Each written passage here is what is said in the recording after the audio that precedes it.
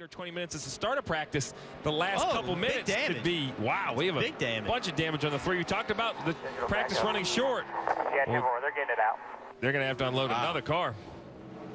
To the backup, as we were checking out the radar, the 3 got into the wall. Obviously a mock qualifying run. We saw Austin going out there. He turns into turn 1. He's just really high, Jeff. Yeah, really high, maybe a little bit free, getting in the corner, couldn't get the wheel turn, and now he's up out of the groove, and now he's just along for the ride. So we see an awful lot of time here that getting into the corners, it's real easy to get loose, and with the track as clean as it is, I know that sounds crazy, there's just, there's nowhere to go. So all the tires have been running on the bottom of the racetrack, all the debris is up in the second groove, so once you get up this high, you're along for the ride. And Rick, we talk about the chase and everything that goes into this. This car had made 11 laps. They were working on their handling, trying to find some speed, and now they're going to have to go to a backup car, a whole new car, cold turkey in qualifying. This is something like this could put you behind for the entire weekend. And with these rounds in the NASCAR playoffs only being 3 weeks, you cannot stub your toe. You can't get behind. Help. And you see right here, just really loose, really early, does a good job of not hitting anything, gets close to the inside wall. Yep, blocked her down. Yeah, guys, I think that's just cold tires. This track, we've talked about it over and over and over. It's so hard to get heat in your tires, and that was coming to get the green. That he had not laid a lap time down yet, I don't believe.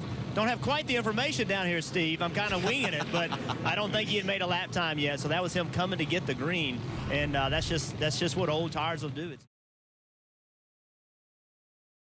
Turn 4 and carry the momentum all the way around this mile and a half. We have watched throughout the year every short track that we've gone to this year. It's been pit strategy. When do you pit? When do you put on your tires? As Alex was saying tonight, it certainly may be a one-stop race. These general tires are certainly very, very hard, and we see a bit of a problem already as we get ready to go with car number 5. That is Chris Bailey Jr. Chris Bailey Jr. making a start in the DK locked Ford for Tommy Prater, along with the Gerhardt Racing team, putting the 5 on the door. Unfortunately for that team, trouble for this young driver. Looks like they've got the restart zone. Here we go. Green flag is coming out here at the Kentucky Speedway.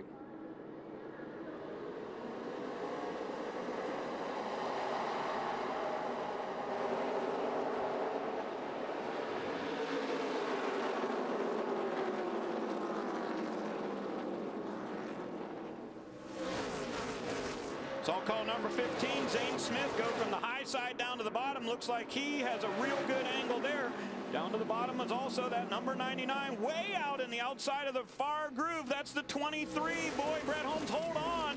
Not many cars have been up there yet today. He got a little too high, a little too eager, a little too aggressive. He goes around the 23 of Brett Holmes. That is uncharted territory on the high side of the groove here at the Kentucky Speedway. And Holmes with a brand new Southern States Bank race car, and he's got damage to the rear race car. Brett had all sorts of confidence, but this high on this green racetrack, not going to work out so well as he came through the corner and simply lost grip here, Ray. Kyle Weatherman right in the middle of the racetrack. Holmes did a nice job on the early driving of that thing, but when you're up that high on the track, just no grip up there. Back at the Kentucky Speedway, we have 25 laps complete here of our 100-lapper this evening, and we have had a major incident going down the back straightaway. Sarah Cornett Ching and her Dickey's car number 2 has made significant contact with the inside safer barrier. Races, and this is where her ride was, as leader Shane Lee was right next to her. Yeah, and he got into the quarter panel, and as she brushed that outside wall, it was the big hit that happened down on the inside safer barrier that caused all of that damage to the front end of her Dickey's Toyota. And that car, Jim, is absolutely junk in every part. Shane Lee to the outside, just the slightest amount of contact, got her sideways, and watch this inside hit. That track gets so narrow off of turn number 2. That had been a problem spot with the old pavement, and here again, let's take it right on board with Sarah. Going around another car a bit slower, trying to stay in her racing mode, and in the lead lap, and that's all it took right there. One touch for the left front fender of our race leader, Shane Lee, on the outside. Man, that was absolutely a wallop to the inside wall. She's had, this is her 8th start tonight, 1 top 10, but that car is going to be headed to the junk pile. Sarah Cornett Ching brings out our second caution right here at Kentucky Speedway. More right after these messages. Position They last pitted to put more tape on the back of the car on lap 39. They can potentially go the distance on fuel. That was going to be a great plan, Alex, but guess what? We're back under yellow as Mark Thompson has looped it in his Phoenix Air number 66. Had we stayed under green to finish this race, the front 7 cars were all in danger of maybe not making it, but a little bit of damage there for Mark Thompson, and that is going to allow everybody to come to the pits if they want, and even this long possible yellow here could change that scenario. Seasons ago. Well, we got a look at Mark Thompson there as he gets down off the racing surface, spins it around. No big damage to his Phoenix Air race car, but he will come to the pit area. Dalton Sargent right down on that yellow line, trying to take that spot away from Chase Briscoe. They're racing side by side for second. You know, we mentioned this is only the second. Oh, Briscoe's in the wall as Townley makes contact with the right rear quarter panel. There were 3 wide coming off of turn number 2, and the wrecks continue as the 15 of Zane Smith hits the wall really hard. So Townley, the 77 and 15 all involved here, and our championship contenders in trouble. Lots of damage to that race car that they just recently repaired. And that was a pure racing accident going for the same chunk of racetrack. Townley and the 77 of Briscoe. Sargent on the inside of number 55 Toyota runs the racing line. Briscoe looked to be on the outside, and Townley wanted to make it 3 wide on the very top. Not enough room for that. I don't think there was room up there for John West to get his Jive Communications Chevrolet in there. We'll take a better look here. Here we go. Sargent down to the inside. Briscoe, I don't know. So Townley did move off the number 55 of Dalton Sargent, but he was preparing for his entry in turn 3. About the same spot that we saw Sarah Cornett Ching have contact with the 32, and from the onboard here on our General Tire of Josh Williams, you see cars going every which way. There's the 23. There could be some fluid down as quickly as Briscoe got in the wall there, with the cars all sliding around in that first lap back up to speed. That was a mess there for a moment. Glad to see more cars not winning 2 races. And at Madison, he just had a really good. Oh, another crash as Shane Lee goes around, and that's Weatherman. So 2 cars with a spin, and Weatherman was running in 4th place, Lee in 5th, and we are going to go under our 6th caution of the night as we were closing in on 5 laps to go. So some more hard racing coming off of turn number 2, and these guys are into the wall. Weatherman has had a rough night tonight, but he was running in the top trouble here. Down to the inside, that's Weatherman. They're racing with the number 28. 3rd, 4th, and 5th, and Mark Thompson just comes up in front of Weatherman. Wow. Nowhere to go on that one, and that's a lot of damage. Notice how the 66 car trying to stay low just could not hold it on the banking in those speeds. So Shane Lee on the high side gets a little bit of damage. Weatherman, a lot of damage. Hits the inside and the outside. This is their only race car, Ray, and they want to be racing October 14th at the Kansas Speedway, our finale. That's a lot of work to be done on that race car. Trying to put some pressure on the young driver, Austin Cindric, but this time they'll come by for the white flag at Kentucky. 1.5 miles to go for the first win for Austin Cindric. Matt Tiff back there in 3rd, also pitted with Sargent with 30 laps remaining in this race. He's on a charge in that black and yellow Chevrolet. For the final time, Ray, Cindric appears to have enough fuel through turn 3. All he's got to do is get through the center of 3 and then through 4. He should have enough fuel to get all the way through the tri-oval here at Kentucky. And Austin Cindric from Mooresville, North Carolina will get his first career win in ARCA. He wins at the Kentucky Speedway. That's right, Ray. He is the 8th first-time winner, as you guys mentioned, this season in the ARCA series. Austin, he's super excited right now. He's getting some congratulations from his team here at Cunningham Motorsports. Austin, you've won in many different series.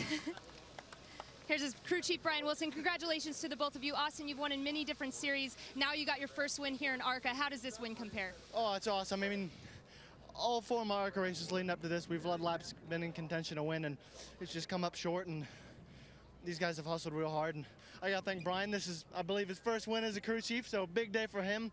I want to thank him for all his hard work. Everybody's been on this 99 through this year and last year, and man, it feels good. Brian made a heck of a call there to have you guys stay out. Were you worried at all that you were going to run out of fuel? No, I think we're all good. I think Brian's call was the right thing. I got to thank Pertec, Cunningham, Ford Performance, everybody who helps out. Bell helmets, really cool for me to be wearing this helmet design with this 99. Greg Moore's helmet design, 99 number, very cool. Congratulations. Thank you. William Byron, though, in that 9 truck, the Liberty University, whoa, Toyota goes underneath a spinning truck. That's a 74 truck. Timothy Vaines has gotten himself in a bind here. That'll bring out the red. But that's a big break for Byron. He puts that lap up. He's the fastest truck. He can pull in the pits, sit there, let the tires cool off somewhat. That truck will be primed to break the track record in the next round. Yeah, and had that spin happen when William was over in 3 and 4 before he completed that lap, they would have thrown the red, and that would have negated that lap, even though he already put the lap on the tires.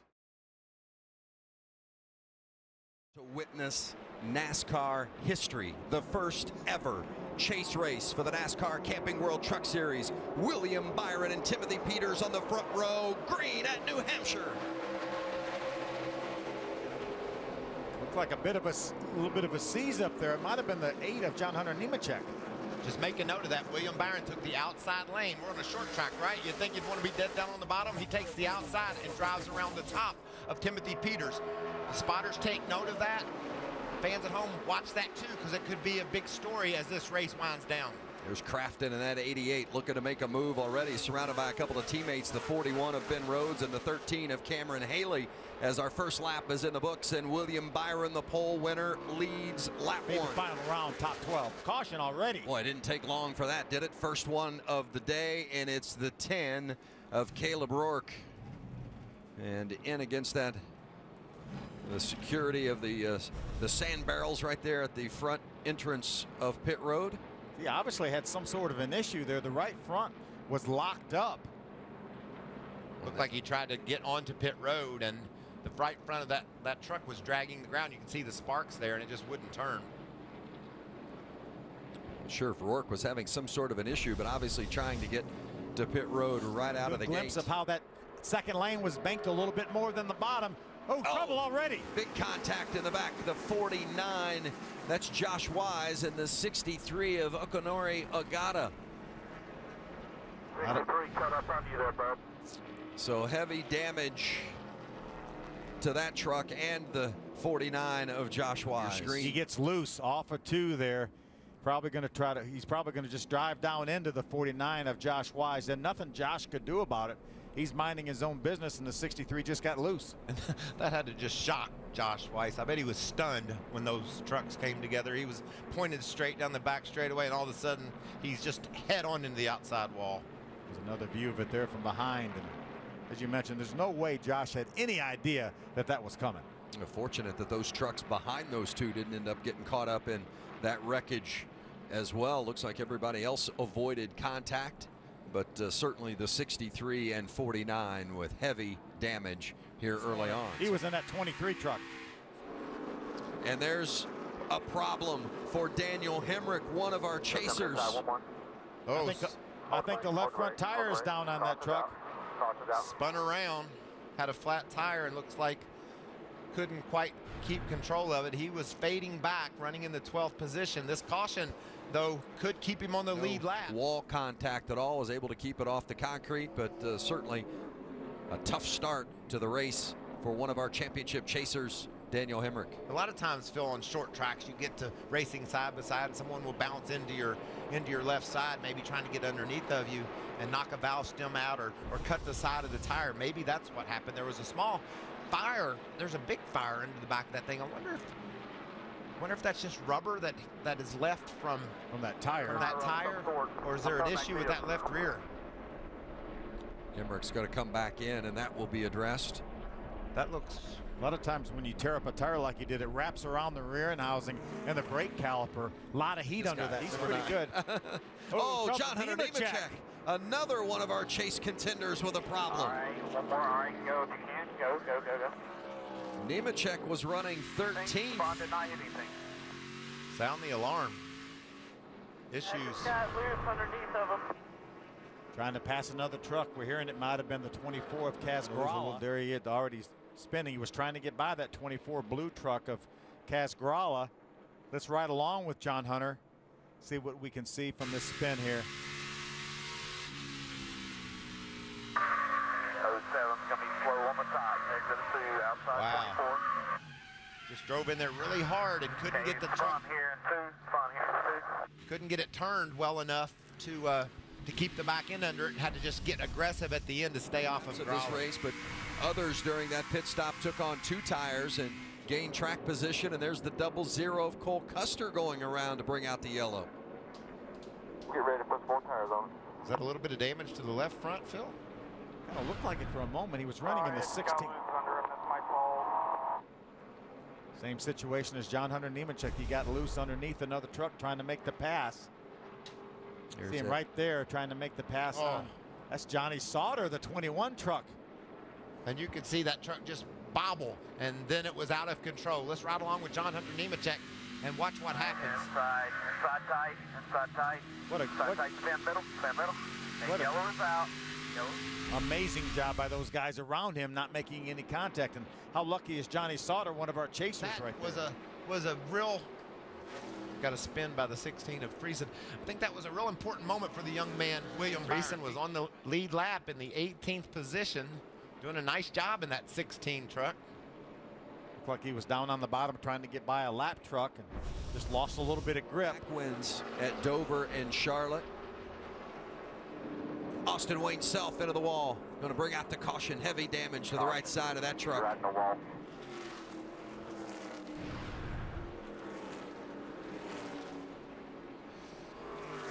Self was running 19th, just inside the top 20, and that, as you said, Phil, going to set up another restart and give somebody else maybe an opportunity. They sure spun around quick, and it didn't look like he'd gone in a corner any harder than that other truck that he had caught. Heavy contact. Yeah, look at the smoke.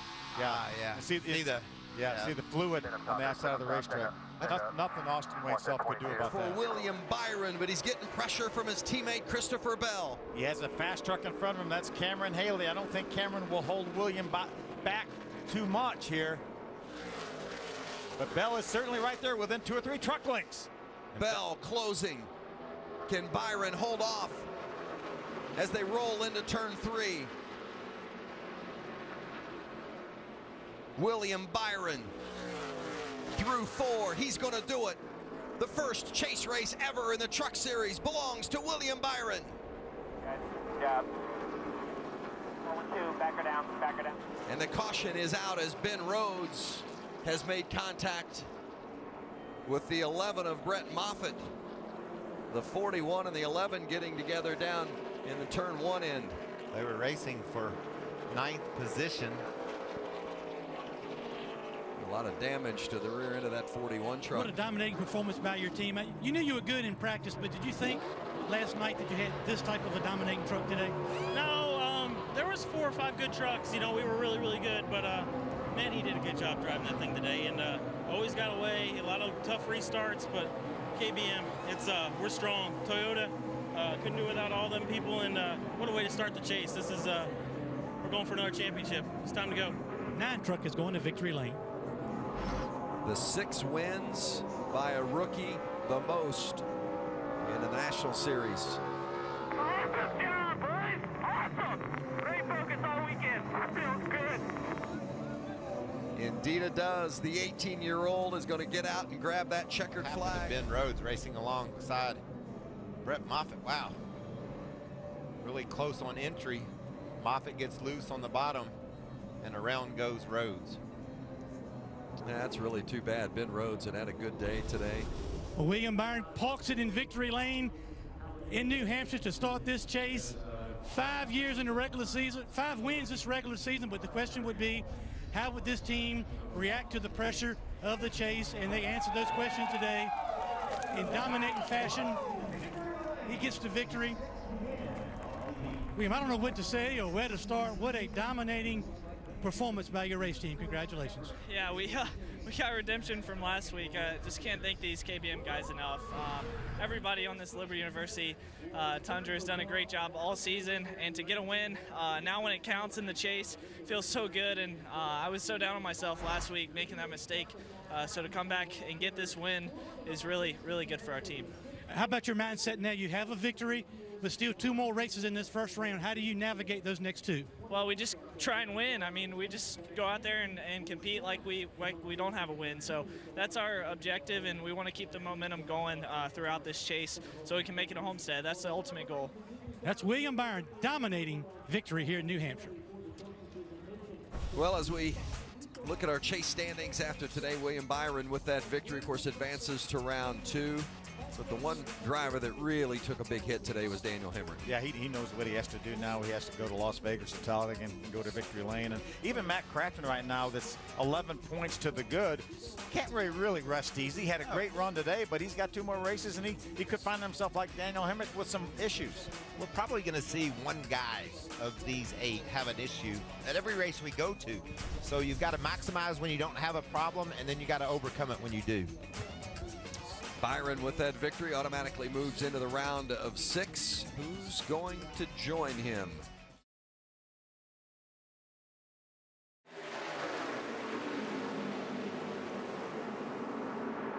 Good battle is pulled down the outside. Trouble for Justin Marks. Marks is around and saves the 42 car back across the field. Everyone gets through clean. We hit anything? Negative. Caution's out right here. Caution's out. Caution out for the second time, and Dale, we've seen drivers have handfuls already this weekend. There was another one. Yeah, we talked about this turn 3, and he actually scraped the wall down, but you can see just a car right behind him, no contact, just got a little bit loose. He was running 10th. Here's what it looked like from Blaney's car. He knew that was going to happen. He kind of ran up on the car, and as he had to try to avoid that, then that got his car extremely loose. Nice job of keeping it out of the wall right here. Just have to calm the driver down and get some tires on it. Good save and recovery for Justin Marks. A tight race car at this point in time is not a bad thing. And this is on pit road right now on the 77 car of Matt Waltz. And fire officials are putting that out, but that could be right where teams want to pit under green, so NASCAR rightly puts the caution out. And they're going to get that taken care of. And I think maybe Ryan Reed was. And out of control, the 52 of Joey Gase. 15 of Blake Jones is involved in this. And that happened behind all the action that was going on with the lead group. And there's Jones' wrecked race car. All good. I wouldn't know where to go, bud. The whole front was lost. That's already happened down to the inside, I think, is the 07 of Black. Yeah, it could have possibly been contact there between the 07 and the 52. Again, behind this group, we catch it late. And it looked like Jones had nowhere to go. And caution is back out for the 13 car of Timmy Hill. Wow, what racing that was. My goodness. Darrell Wallace Jr. in that 6 car drove off of turn 2 and nearly to the lead. He wasn't able to hold it down. We can see the smoke. I don't know if this is the engine expiring or just a line possibly that came loose, but lots of trouble. Hill gets it turned down and into the garage area. Dillon still with command. Jones now to the outside of Wallace. They're side by side off the corner. Through the speed drive and trouble. Marks is around again in the 42. Brandon Jones, chaser, is involved. A couple of cars going to pit road, evasive action. But this is big for the 19-year-old from Atlanta. Brandon Jones with big trouble on that 33, one of the chase drivers. He was running 11th when this happened. But he's floating right in front of you. Yeah, there was still a lot of the speedy drive. Got him too. To the right of the screen. See if there's contact maybe. Yeah, there was some contact, I believe, there from the 88 of Josh Berry. So I don't think it had anything to do with the speedy drive other than maybe if Josh Berry got his right front end there and couldn't get turned and looked like he got into the left rear of Justin Martin. Let's look at it from Ryan Reed's perspective. And Reed dives down low and misses the action. But you're right. Here it is again. Left of the screen. And the contact, if it occurred, has already happened. We've seen instances where, without a doubt, there was contact, and then there's not. But it was close enough to affect the 42 either way. Yeah, it certainly looked like by the first view that we saw that there was a little bit of contact.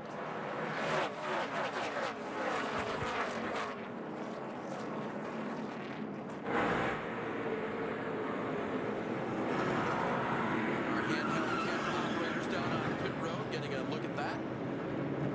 Nice shot down. Tire caught inside the wheel well, cost him a couple of spots on the pit lane. And we saw it off of turn 4. 39 of Ryan Sieg is around.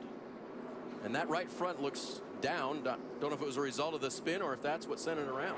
You see, he was actually trying to get to pit road. He was down on the apron trying to make it, and the car got away from him. He spun right here. He was able to get it righted. NASCAR's thrown the caution at this time. See the lights come on. And then he was on the outside of the cone as he entered pit. What is a risky pass worth? DJ's talked about it before. Well, spin in turn 3. And it's Marks around again to the 42. This time he's got contact with the wall. Careful now. Spotters doing their job again, and everyone gets by cleanly on the top side. Oh, it's been a rough night for Justin. Trouble again, right side of your screen. It looks like he was just up in that second groove, and doesn't look like any contact this time. Running 13. Kind of that second and a half groove, Dale. Yeah, and there's just no grip up there. You know, you're trying to be aggressive on the restart and get a little too much. Talk about not as much banking down in 3 and 4, and it makes that the most difficult part of this track on the restarts in particular. It's not going to work. Whoa, around goes Hornish. Hang on to it, Sam. Hang on to it. And Justin Allgaier gets into him off the corner. Chase contender Allgaier in trouble.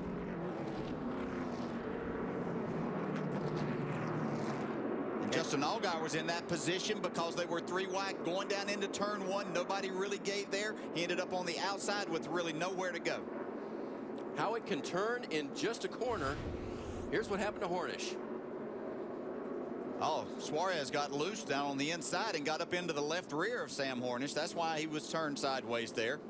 And you see Justin Allgaier right here. Just, you've got a split second as a driver to make that decision as to where you can go and how you can try to avoid this car. And just not enough time to do that. You're traveling at such a high rate of speed. You can see there were 3 wide there. They pared down to 2 wide, but it's not like you can just slam on the brakes on these cars running 150 miles an hour and get them to go where you want them to go. That he incurred, had to make that pass through. And so caution on the speedway. As they say, DJ, this changes everything. Changes everything. Yep. And a great job by Matt Tiff there to run hard and stay on that lead lap. It's exactly what he was trying to do, hoping for this type of caution. As the 70 of Derek Cope with issues, and NASCAR for safety reasons putting out the yellow. 22 to go as they cross the stripe.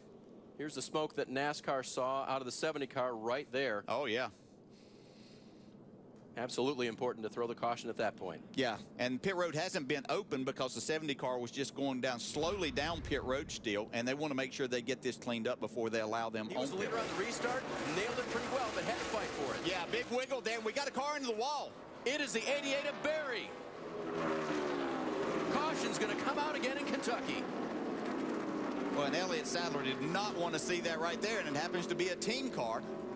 I don't know if he had a tire go down. Doesn't look like anything. Well, the right rear is down, and I don't know if that came from that. Yeah. Yeah, driver thinks so. Yeah, I believe he just got loose up out of the corner here. Running 4th. Looks like 3rd here. This is what happens to Barry. Yeah, you could see the car just get loose and not able to turn, and really unfortunate. This young man had done an outstanding job all night long. I don't know if that came, if there was contact at some point. That could have easily been with that wild racing. And we've seen that recently in both series. Contact on these difficult restarts can mean a tire going down just a number of laps later. Now putting the gas down, leading him into turn 1. Whoa, contact from behind. Jones trying to push Blaney. And Dillon trying to push Sadler. Well, gave Blaney a big push, but had him wiggling there for a minute. It didn't give opportunity for Jones to take advantage of that then, because he sent the 22 car out there where he couldn't get back to him. Blaney able to take the lead. Oh, here goes Jones. Jones is around. He takes Dillon up to the wall. Caution out again, and two strong chase contenders have crashed. Well, you just said it, Dave, about that picture that we were seeing with the points, how things might change. And for Jones, another day at Kentucky gone down the tank. Glad to see that he's okay. There's the wounded car of Ty Dillon. But a lot of speed carrying it into a very flat corner. That's interesting. Yeah, and Eric Jones was just loose from the very beginning, getting down into that corner. Ty Dillon didn't do anything to really force that. It was just a matter that Jones got loose on the entry there. Looked like he tried to keep it out kind of wide, and the car just never took a set at that point in time. And unfortunately, Ty Dillon was there to be in the way and get taken out. We talked about it before. These drivers have so much faith in those race cars at these speeds, and sometimes it doesn't work out. Yeah, and you could just see as he tried to turn that car down to the bottom, get it down to that yellow line like he'd been able to do all night. There just wasn't any grip in the back for him to do that. You saw his teammate Suarez right here. He saw what was going on. His car did stick on the bottom.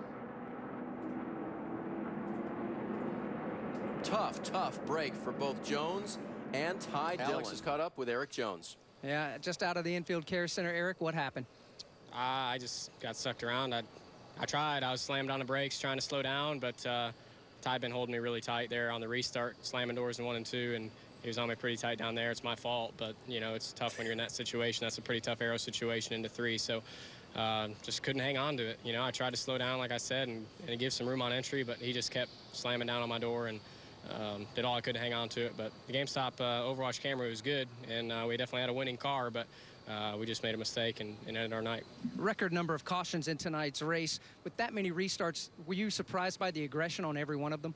Yeah, I was pretty unimpressed by the aggression on it. You know, there was points where we were 4 wide down the front stretch for no reason. There's a lot of guys racing over their heads. I guess I could say I was racing over my head at one point there on that restart. So a lot of aggression for sure, and, you know, unfortunately it just didn't work out in our favor. Your thoughts now where the chase is and being out of this race early and your strategy now moving forward? Well, it definitely looks like we're going to have to run really well at Dover and Charlotte if not get a win. So being our knocked out there is not a good situation for us. I thought we could probably get a win tonight and get locked in, but we'll have to do pretty good here at the next 2 to be locked in. Eric Jones, very disappointed in himself, but taking full responsibility on this one, guys. Through to second. And for Elliott Sadler, 1 lap to go, sponsored by Credit One Bank. The gap is almost half a second, but you can see it there. Suarez not giving up. Going to take a huge run into turn 3. Lots of space for Elliott Sadler down to the yellow line. Coming off as clean as he can off of turn 4. And Elliott Sadler will win and advance to the round of 8 at Kentucky. Awesome job, man. Awesome job. Great team effort. Proud of all you guys. And wasn't able to get cleared in time. Sadler gapped the group and went on to the victory. I believe we're going to see a little motion out of the driver of the 1 car. Yeah, in a lot of different ways. We heard and talked about his mom being in the hospital all week long. Requested to go home so she could see NBCSN at home and watch her son race and now win. And it climbs out of the car. Elation here for this one team right now celebrating. They've locked themselves in the round of 8 with this win at Kentucky.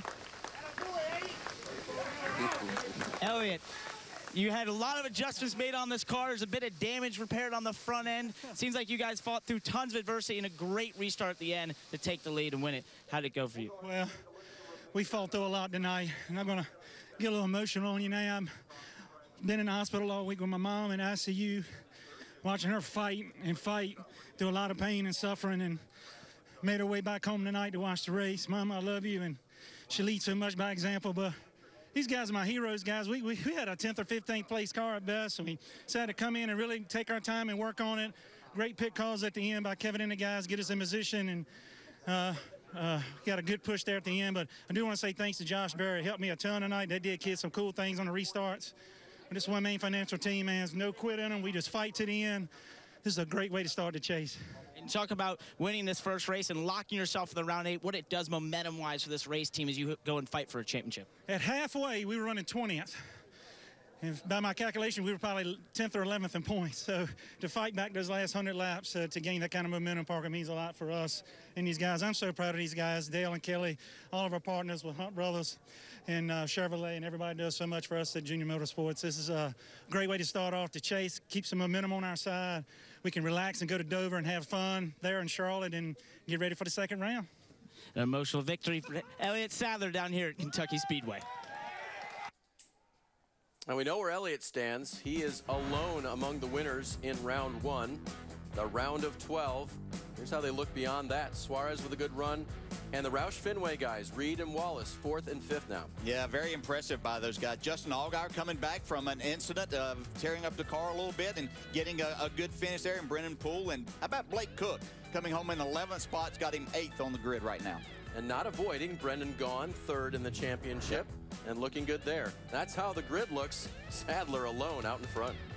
Well, a huge win for that race team, and he documented where their struggles throughout the night, but get themselves and put themselves in that position again. He used his experience to take over and have a great restart there with the help of Daniel Suarez.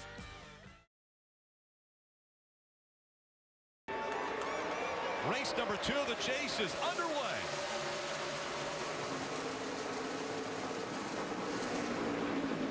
Already you see Jamie McMurray drop underneath the 11 car of Denny Hamlin, making it 3 wide. He's going to make it 3 wide, but it's all about the corner exit off turn 2. Did you see how low that 31 of Ryan Newman exited the corner? You have to get your car straight and really apply the power as hard as you can.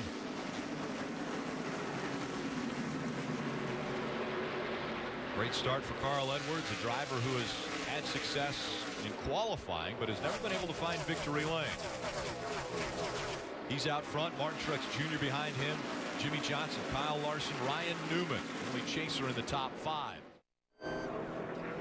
Caution has come out as the 46 of Michael Annett got into the wall in turn 2, and that brought the caution out for the 3rd time today, as we see entering turn 2 there, the 46 up against the wall. Interesting now, the situation.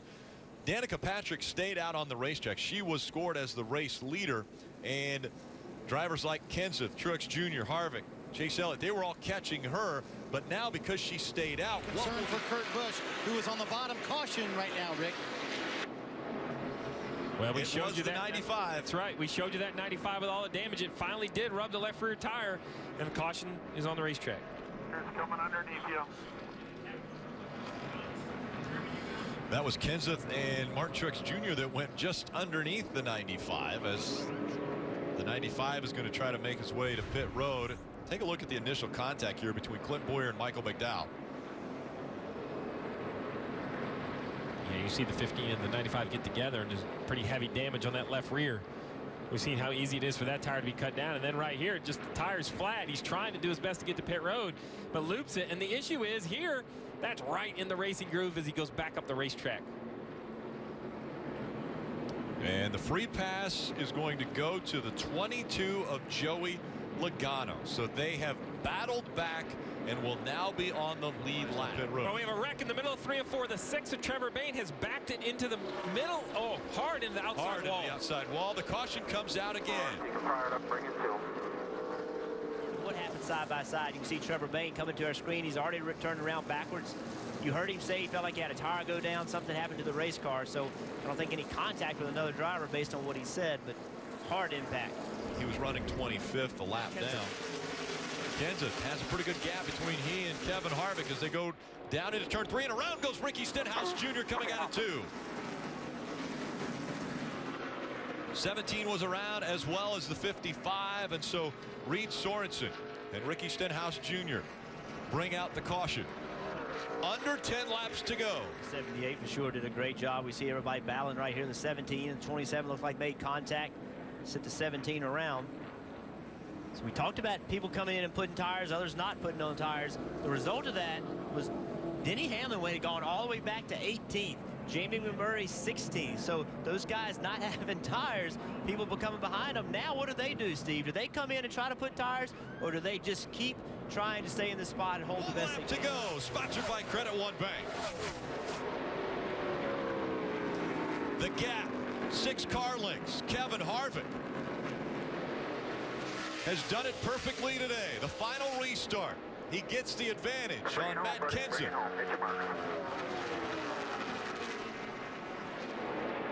Kevin Harvick on his way to the round of 12 as he comes out of turn number 4. Harvick will win at the Magic Mile.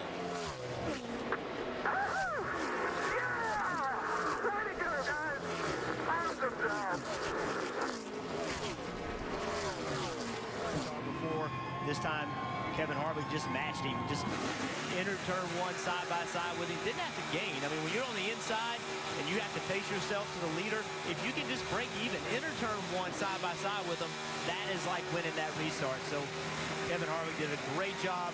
That's what put him in position to take the lead, get into the 3. And the smoke rolls out behind the 4. And there goes the tires. I believe that's called burning them off. Time for Kevin Harvick to get out and celebrate. Last week, he finished 20th. Today, he defeats the 20 in the late going to take his 4-car to victory lane.